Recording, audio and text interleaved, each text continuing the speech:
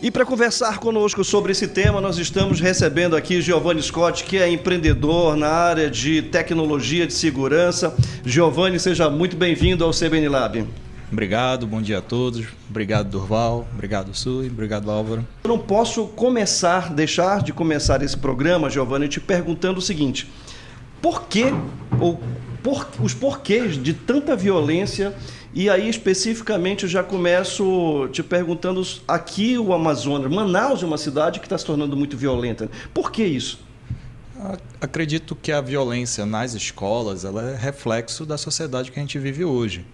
A escola é o ambiente hoje que as crianças convivem. Então, é mais do que natural você trazer da sociedade, dos próprios pais e, por que não falar também, dos próprios educadores, o que eles veem na rua para dentro da escola. Então, naturalmente, esse local de convívio também traz os vícios e a parte ruim que a gente tem na sociedade para esse ambiente. Acredito que esse aumento, ele é um aumento que está ocorrendo não só no Brasil, tá? É algo que a gente detecta mundialmente, é um problema que a gente viu naturalmente, por a gente trabalhar com tecnologia, a gente acaba observando muito o mercado e a relação de educação nos Estados Unidos. Isso é algo que nos Estados Unidos já vem acontecendo há quase uma década e que agora no Brasil também vem aparecendo. Manaus, por ser uma das grandes capitais do nosso país e por ter índices de violência elevado, a gente acaba também tendo índices de violência começando a acontecer dentro dessas escolas, que se agravou muito, numa velocidade muito grande esse ano, principalmente, né? Sem dúvida. Sui?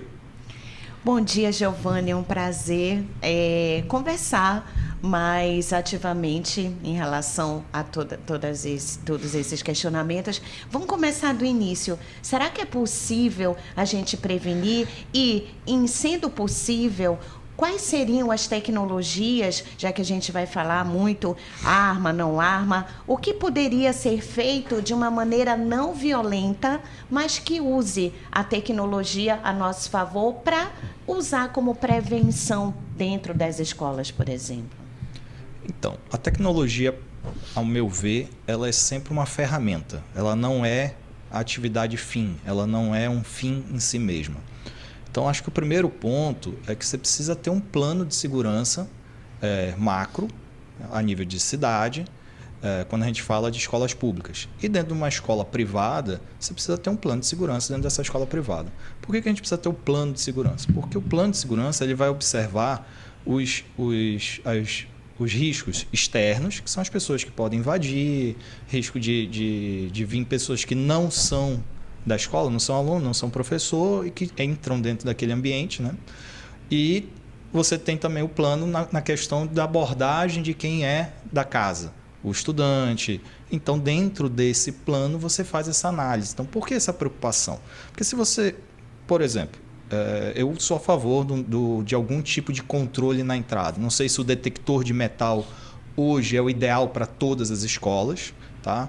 Porque o detector de metal, com ele, você traz algumas outras atividades que são necessárias, como, por exemplo, a inspeção em bolsa, você precisa ter um controle, então você precisa ter uma preocupação de enclausuramento na entrada para que não tenha fila, para que não tenha uma quantidade excessiva de pessoas aglomeradas na entrada da escola. Verdade. Então precisa ser montado todo um processo em que você pense em toda a dinâmica, desde o momento em que o pai deixa a criança na porta da escola do carro e aquela criança se desloca até a entrada. Então, você precisa ter um recuo, você precisa ter um espaço necessário para que as filas sejam formadas para poder você fazer essa... Ou seja, um conjunto de ações, né? É um conjunto de ações. Mas de nada adianta você fazer todo esse processo se a escola não tem uma proteção perimetral e a criança que tiver interesse em entrar armada, ela vai jogar a arma pela lateral da escola, pelo muro, vai entrar, passar na inspeção e depois vai pegar a arma.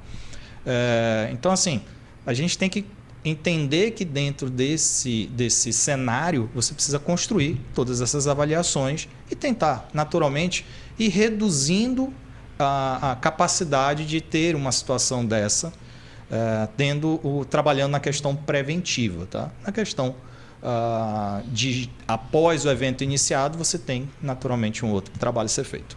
Só dando uma sequência, e o detector de metal detecta realmente, ele tem essa capacidade de fazer essa busca mais afinada? Então, hoje em dia, no Brasil, o que mais se usa é o detector de metal. O detector de metal, ele não busca aquele armas. tipo portal, Giovanni? É o portal. Ou portal ou bastão de mão. Ele é um detector que busca massa, tamanho de matéria de ferro, metálicas, tá? Dá para passar alguma coisa? Se a arma for muito pequena, uma faca muito pequena, um canivete que tenha, por exemplo, a estrutura da lâmina é de metal, mas a estrutura dele de segurar plástico. é de plástico. Entendi. Então você tem uma massa crítica muito pequena para ser detectada. E se a lâmina está dentro do plástico, né?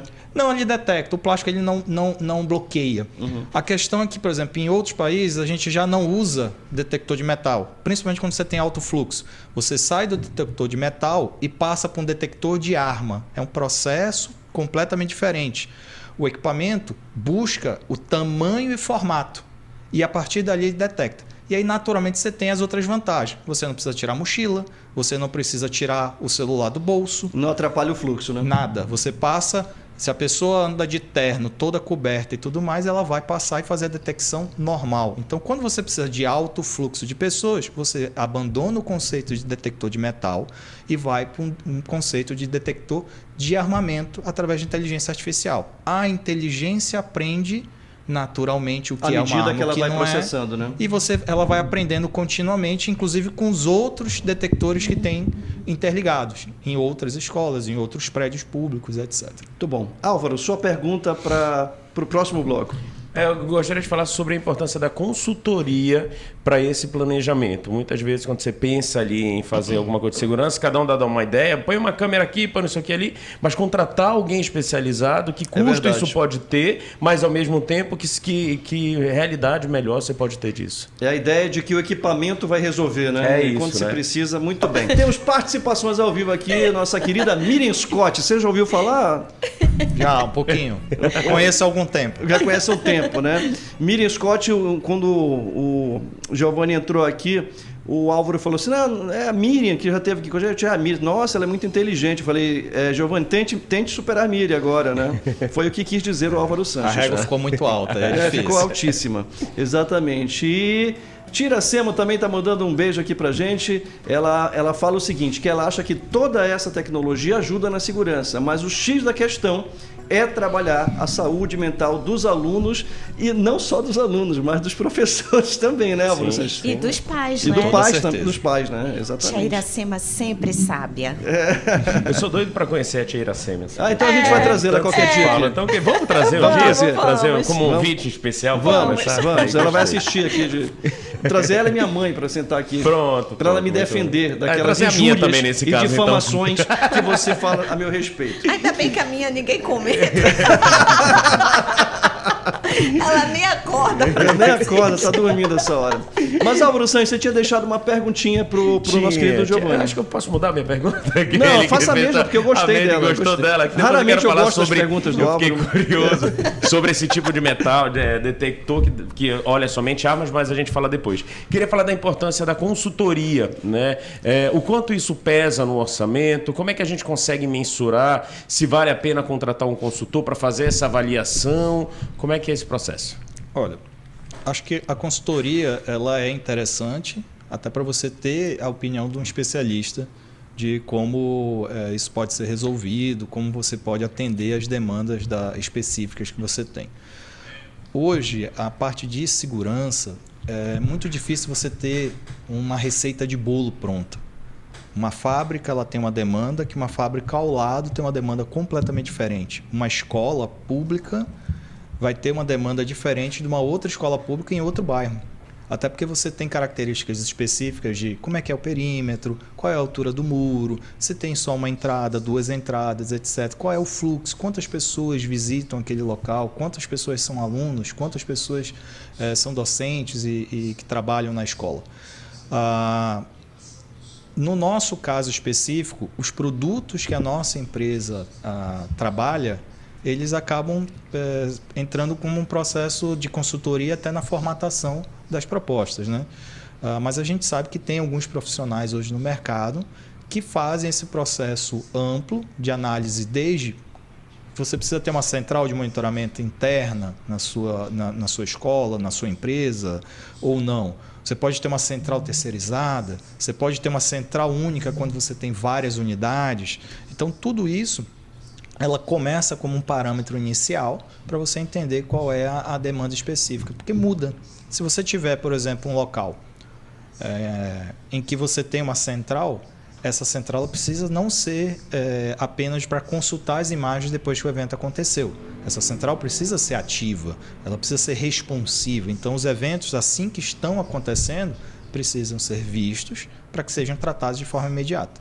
Até porque muitos casos graves começam com pequenos indicativos, seja um veículo parado fora do local para poder permitir o embarque e desembarque de quem vai cometer aquela infração. Então, você começa com um evento menor. Então, se você no evento menor já tem uma ação, normalmente você previne um evento maior que vai ter um impacto maior, né? Então, toda essa análise ela é importante para você entender quais são os riscos envolvidos naquela atividade. Uma coisa, Durval, não sei se você concorda, é que as pessoas que cometem esse tipo de violência na escola, diferente de quem arroba, faz um assalto e não quer ser preso, essa pessoa ela sabe que ela vai ser presa, vai ser vista, vai ser... Então, acho que o receio não é da consequência. Ele quer ter o crime cometido. E aí, nesse caso, prevenir é muito mais eficaz do que reconhecer depois quem fez ou quem não fez, não é? Isso. Tanto é que, assim, principalmente na parte das escolas, a questão da avaliação psicológica, um acompanhamento próximo, o professor identificar que algum aluno está apresentando alguns sintomas que podem levar a atitudes, não necessariamente drásticas, mas que tem indícios de que vai ter um momento ali de explosão, um momento ali até de agir de forma inconsequente, desde dar um soco num colega até algo mais grave, e você ter um trabalho preventivo, que não tem nesse ponto ainda nada de relação com tecnologia, mas que tem profunda importância para você conseguir trabalhar naquele indivíduo único dentro daquela comunidade, daquela escola e tudo mais. Então, você conseguir identificar, trabalhar com ele e tentar evitar esses problemas, porque a maioria deles nasce de um outro problema anterior.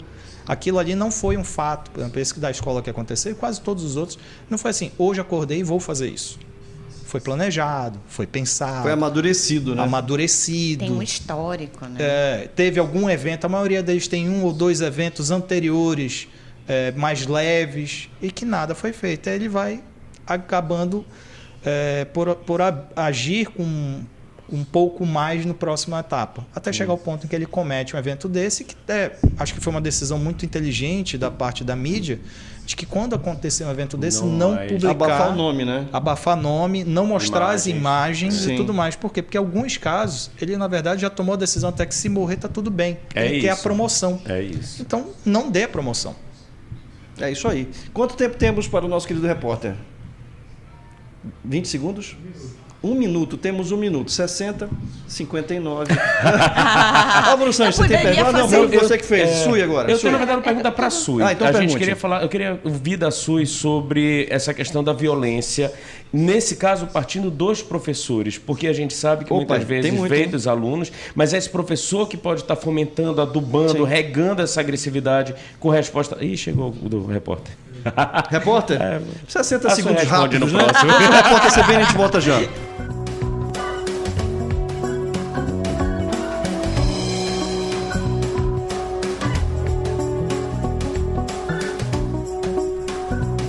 Foi rápido dessa vez, né? Muito rápido. É que você pediu para encurtar um pouquinho o nacional, né? Você vê que o meu pedido... Né? Só falta a torta de banana nesse caso. Nesse caso, Aldenor, Dona Cléo, torta de banana, ainda dá tempo. Temos 26 minutos para o final do programa. Estamos aqui no André Araújo. Qual é o número aqui, por favor? Pressão. Grupo Rede Amazônicas, André Araújo. Quem não conhece não é de Manaus, não é isso? É isso aí. Muito bem. Quem é que tá? A Sui estava respondendo perguntas sobre a questão da agressividade dos próprios professores. Assim, obviamente que o nosso papel aqui jamais é questionar o papel da escola, que ela é inquestionável. Mas que isso existe, a gente sabe que existe. E tem muita gente que vai crescendo, irado ali, absorvendo violência, absorvendo muitas vezes até bullying e assédio do próprio professor, né? Como tratar isso, hein? É isso, Durval. Acabou respondendo a pergunta do Álvaro. É exatamente nesse caminho. Eu acho que fala-se muito sobre acolhimento E esse acolhimento, depois da pandemia, como que a gente vai receber esses alunos, mas pouco se olhou para esse acolhimento do professor também. Estamos num número muito ruim, o país, Brasil, mais ansioso do mundo, os professores dentro dessa estatística, porque aí a gente leva vários contextos, e dentro desse contexto, como é que anda essa, né, querida tia Iracema, esse emocional desse professor que anda muito sem paciência, nós estamos impacientes, e aí o Álvaro acabou de falar aqui, durante o comercial, desse pequeno poder, e tem um pouco disso, de alguns professores, sobretudo aqueles mais conservadores, tradicionais. Eu sou professora, então falo da classe, né, que tem um pouco disso, sobretudo para a tenra infância, para aqueles primeiros momentos, né, aquele poder que tem que vir, né, um pouco com a disciplina, mas está um pouco embaralhado, né? Fica aí, você tem que me respeitar, eu estou falando, e bater o livro na mesa. Você, às vezes, vem de um momento... Valentina, minha filha de 7 anos, passou por um momento desse esse ano. Ela rapidamente tinha levado uma injeção no bumbum, estava dolorida e estava sentada de lado. A professora pediu para ela se arrumar na cadeira, ela explicou porque ela não estava fazendo, e aí a professora falou: eu não estou nem aí, por favor, sente-se, entendeu? Do jeito que tem que sentar. E ela falou: eu não vou sentar, eu estou com muita dor, eu vou lá com a tia da coordenação. Foi, relatou, e aí a tia da coordenação teve que chamar a professora falou para minha filha de 8 anos, né? Desculpa, Valentina, eu estou num dia ruim. Foi exatamente essa história. Que bom que reconheceu, pelo menos, né? Mas tipo assim, né? Não teria, né, Álvaro, assim, como a gente, olha, eu não estou bem, acolher esse professor, eu estou com um problema sério, né? Vamos trabalhar uma substituição, mas tem toda uma cadeia também que o professor não pode falar, ele não tem voz, ele não é abraçado, ele não é acolhido, ele tem que ir lá e ele tem medo também de perder o emprego. Então, tem tudo isso, e aí vai fomentando o ódio na cabeça daquela criança, que vai virar um adolescente, que vai ficar chateado e que vai voltar porque coloca a escola no mesmo balaio. E que gera um ciclo de violência, né? Que é o Sem pior. dúvida. Olha, temos uma participação aqui do Anísio Felipe. Ele diz o seguinte: bom dia. A realidade de quem não está em sala de aula é bem diferente de quem tem 5 turmas com até 40 alunos. É preciso ouvir os professores que estão na linha de frente. É isso. Anísio, não tem ninguém que eu acho que fale tanto sobre a sala de aula e traga tanto a voz dos professores e das escolas como este programa que nesse momento vos fala. Sim. Nós entendemos claramente as dificuldades, os desafios de educar, porque nós 3 aqui estamos sempre em sala de aula. Sim. E sabemos sim o que é 40, 50... até 100 alunos, que a gente já deu aula de pós que tinha 100 alunos, né? Não, eu dei aula há muitos anos, né? Eu vim de sala de aula, eu tive 23 turmas com a criançada, me sinto muita vontade de defender e também de apontar os pontos de melhoria. A gente não está generalizando, mas há de se falar também de perfil de ser humano. Sim. Você tem pessoas que têm perfil mais agressivo e ele não é uma vítima naquele momento, ele pode estar sendo o grande agressor. Eu estou falando de uma agressividade que vem: João, quem eu? Não, a parede.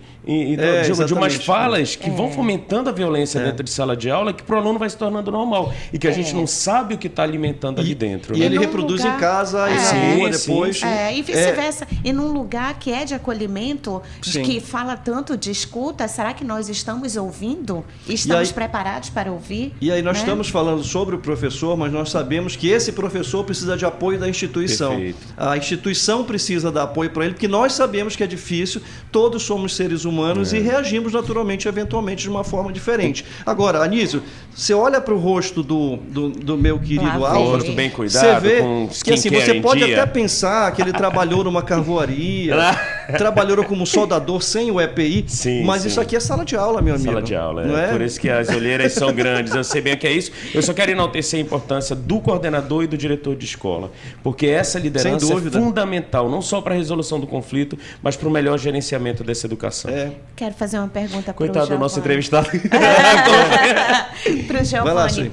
A gente está falando dessa segurança emocional, desse abraçar emocional, e você acabou de falar, eu não sabia que a escola, né, a escola lá do Paraná tinha acabado de receber um treinamento. E eu te pergunto, existe esse treinamento e existem, quais são as soluções tecnológicas que a gente pode implementar dentro desse quesito de segurança na escola? E eu queria complementar a pergunta dizendo o seguinte: quantas solicitações de consultoria você tem recebido recentemente de escolas aqui no Amazonas? Boa. Olha, de escola no Amazonas até que foram poucas, mas eu recebi várias de escolas daqui da região norte, em que eu tive que fazer as visitas junto com a minha equipe, conhecer a operação, entender cada unidade, algumas com mais de 50 unidades, então a gente teve que avaliar quais eram os riscos e tudo mais de cada um. Respondendo à pergunta na parte de tecnologia, assim, a gente tem hoje desde câmeras nas entradas que fazem reconhecimento facial, então você consegue criar uma lista de quem são os alunos, quem são os professores, quem são as pessoas da coordenação, então você consegue na entrada saber esses perfis que estão entrando, você consegue ter essa informação prévia. E o que a gente fala muito é separar, é conseguir dentro daquela informação global, tem muitas câmeras, muitas imagens, você tem aquela informação micro, aquela informação específica. Quem são as pessoas específicas que estão entrando? Dentro já da escola, dentro de um evento, a gente tem equipamentos como o detector próprio de som, em que você tem gritaria, já gera o evento. O grito de socorro, ele gera um evento. Tiro, correria. Olha que interessante. Então a gente tem equipamentos hoje que são usados para isso. Tem um tipo de equipamento que a gente usa em banheiros. Esse equipamento ele não tem a capacidade de pegar imagem e nem de gravar o áudio do que é falado. Mas a inteligência que ali existe, ela detecta dentro daquela fala o que é uma comunicação agressiva e gera um evento. Pô, sensacional isso, né? né? O que é um grito de socorro, ele entende o que é socorro.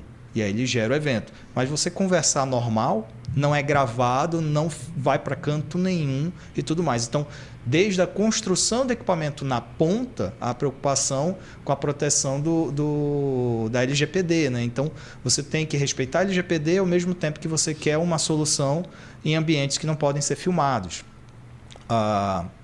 Você tem, na parte de perímetro, câmeras que detectam pessoas que estão no ambiente, você tem as câmeras detectando se as pessoas estão com um movimento a ermo, né? Aquela pessoa sem direção. Sim.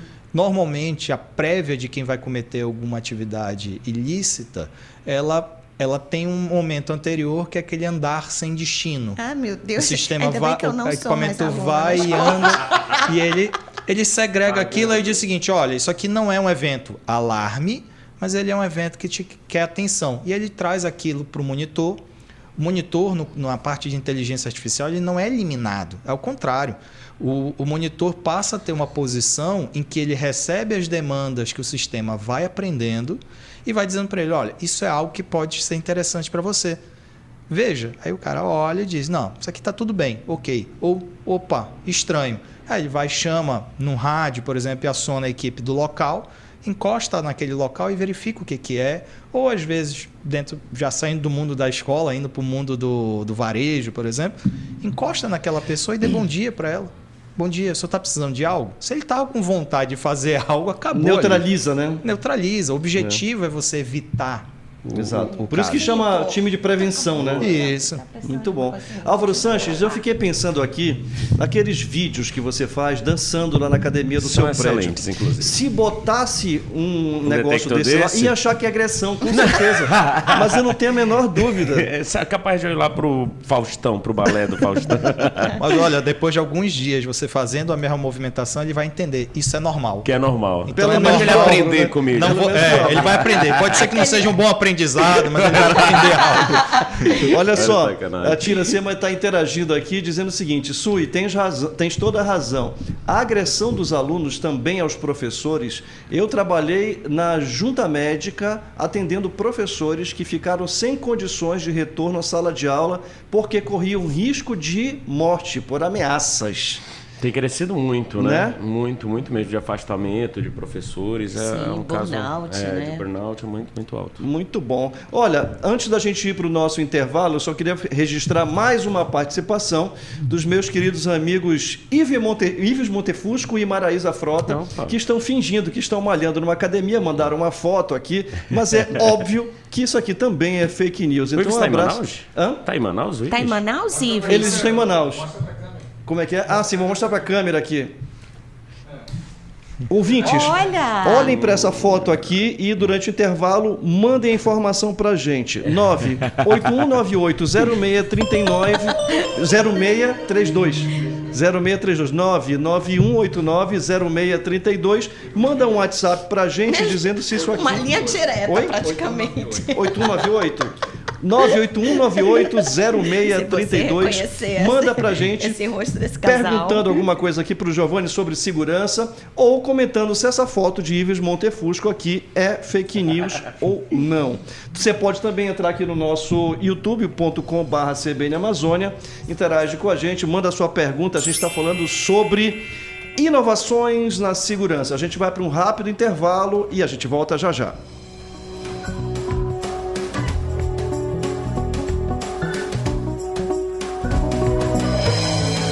CBN Lab.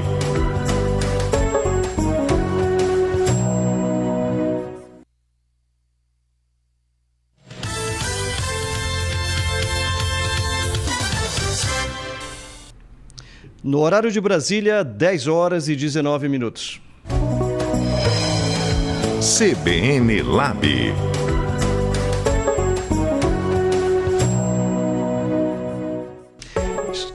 Estamos de volta com o CBN Lab, o seu espaço de criatividade e inovação aqui na Rádio que Toca Notícia. Tem um monte de participações aqui.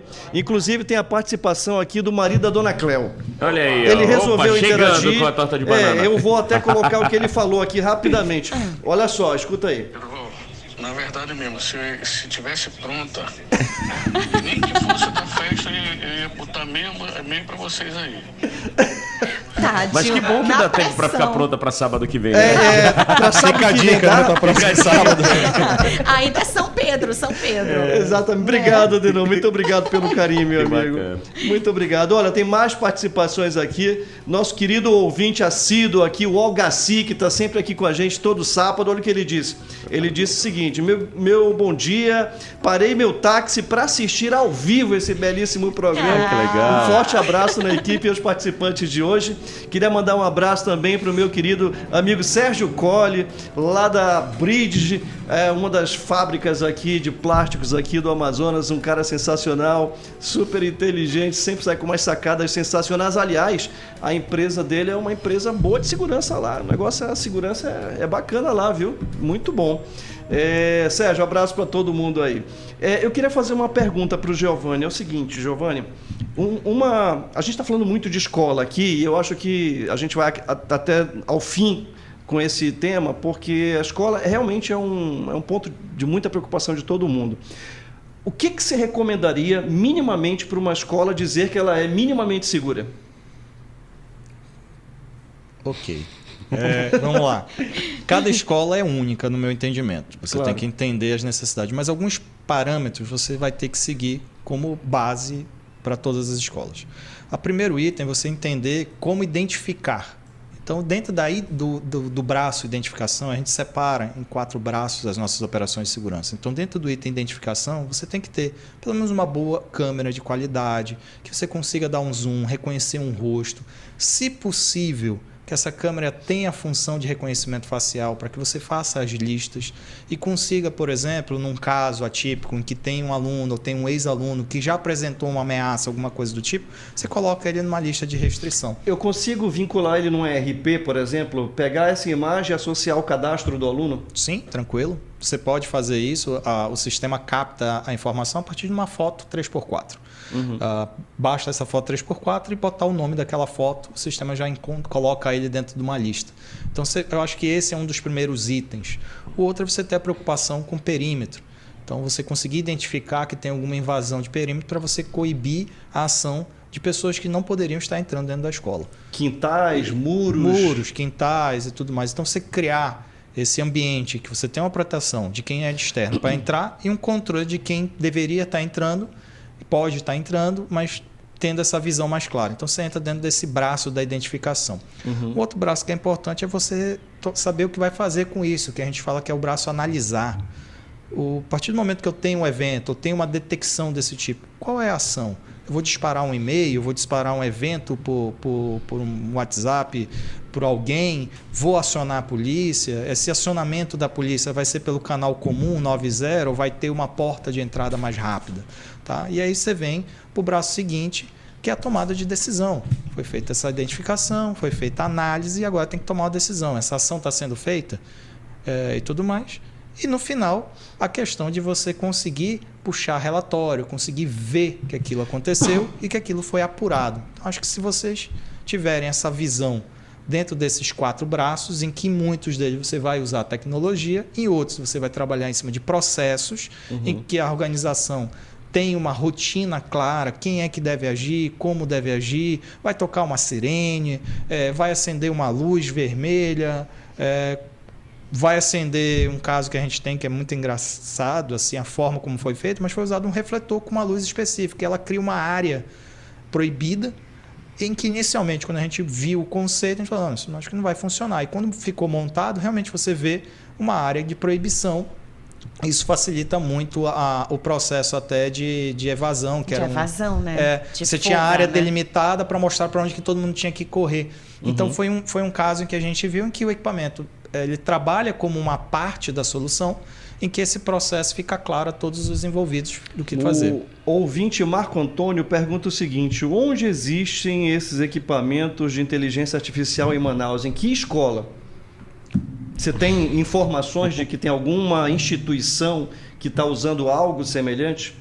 Olha, clientes nossos ou que fizeram consulta conosco, escola eu não conheço. Na área de escola. Então vocês não têm no portfólio de vocês hoje escolas? Escola não. A gente tem empresas, alguns órgãos do governo. Indústria, né? provavelmente. Indústria.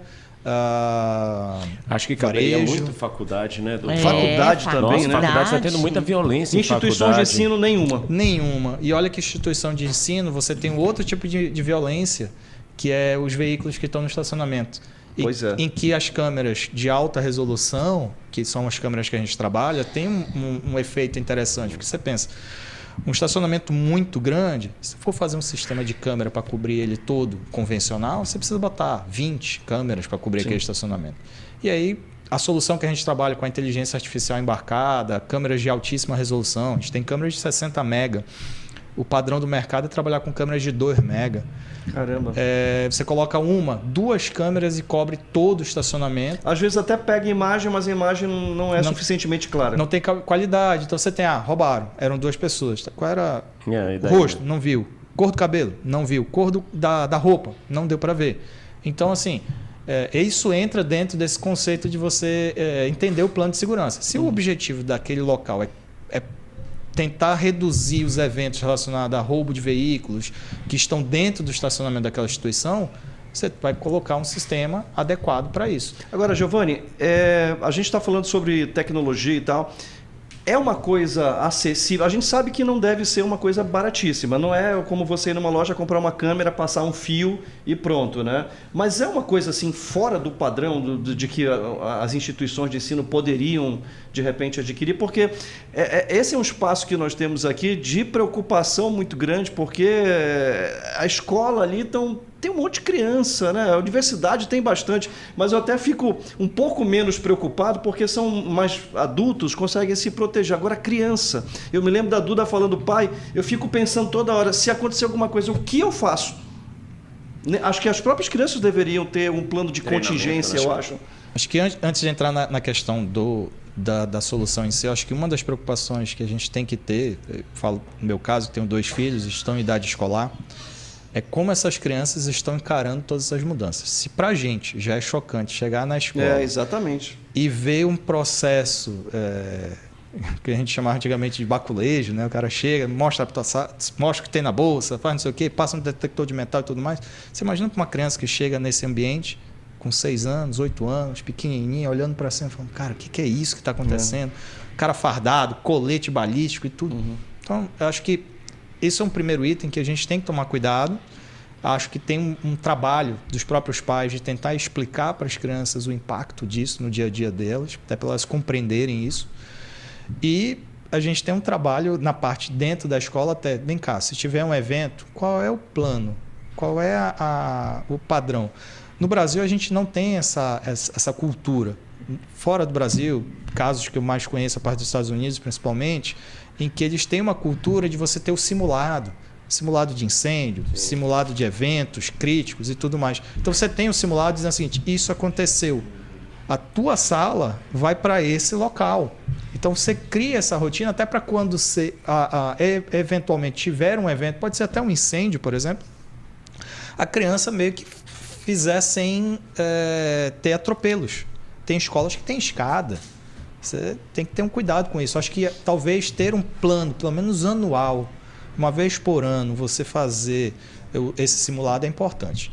Com relação à comparação dos equipamentos com inteligência artificial versus equipamentos sem inteligência, se você colocar uma câmera com inteligência artificial, preço balcão, do lado de uma câmera sem inteligência que você compra numa loja de eletrônica, naturalmente a câmera pode chegar até custar 2 vezes o preço de uma câmera convencional. Só que pouco, achei que era muito mais. O que muda é que quando a gente faz um projeto com câmera inteligente, por exemplo, o caso que eu dei da garagem, você pegaria 20 câmeras, você vai colocar 2. E os ganhos, né? Absurdos. Aí você reduz cabo, reduz fibra, reduz os outros. Quando você vê a solução com inteligência, apesar da câmera unitária ser mais cara, acaba sendo mais econômica. É mais barato pela solução como um todo. Meus amigos, nós estamos chegando ao final do programa. Infelizmente, vou registrar uma última participação aqui do Vitor Narciso, que ele diz o seguinte: nossos governantes já deveriam ter investido nesse tipo de tecnologia nas escolas. Cada dia está pior os casos de violência. Giovanni, muitíssimo obrigado pela participação. Sucesso aí. Parabéns pelo trabalho que vocês estão fazendo e a gente espera que isso chegue nas instituições de ensino o mais rápido possível. Eu que agradeço a oportunidade de estar com vocês, ter essa conversa agradável. Sempre que precisar, é só avisar. Altíssimo nível, no mesmo nível de Miriam Scott. Maravilhoso. Obrigado. Maravilhoso. Valeu, Sui. Valeu, Álvaro. Valeu. Olha, vamos terminando aqui com os trabalhos técnicos de Marvin Araújo, a gerência executiva de Daniele Pires e a direção regional de jornalismo de Paulo Fernandes. Apresentação: Dorval Braga Neto. Um grande abraço, ótimo sábado, aproveitem o dia 20, São João. Feliz São João. Até sábado, tchau.